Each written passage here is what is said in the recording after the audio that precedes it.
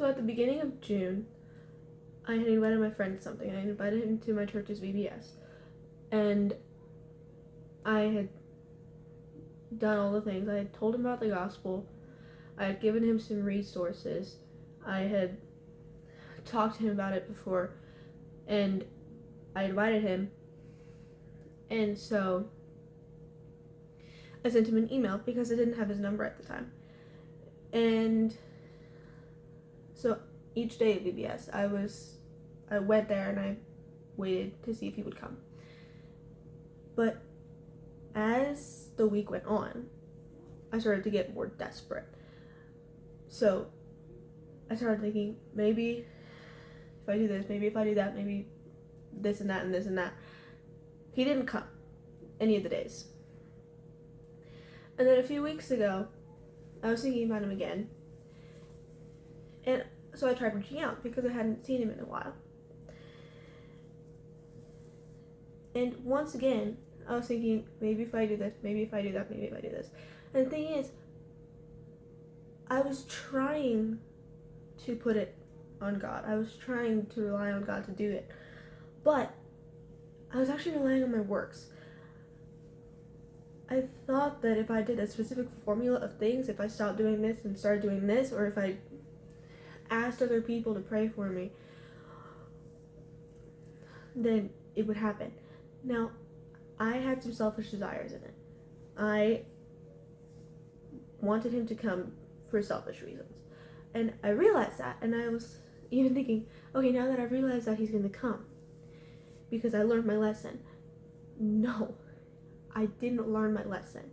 I didn't learn my lesson until today, when I realized that I was focusing on what I was doing in order for him to come.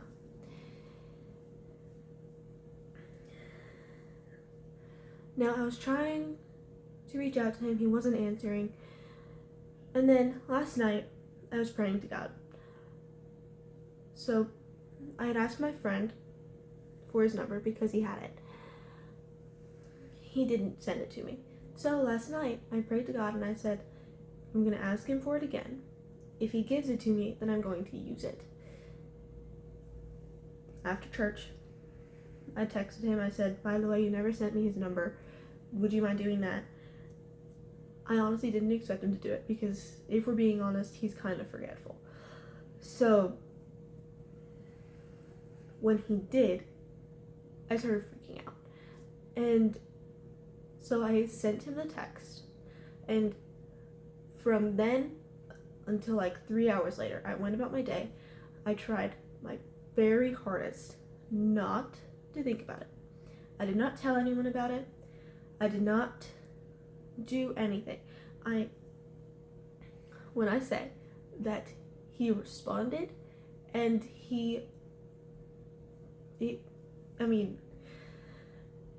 God answered my prayer.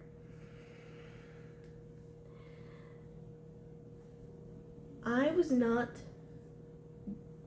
doing it for the right reasons. I was doing it for my benefit.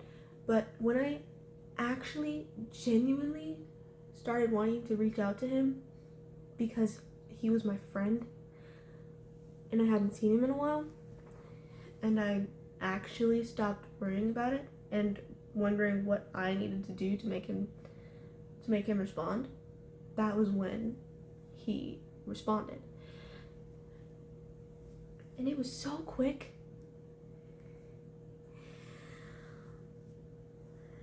I sent him like 6 messages and he didn't respond to any of them. I sent him, I did it through his email. And then once I got his number, I sent him a text and he responded and we had a little conversation. And now I have his number and I can text him. And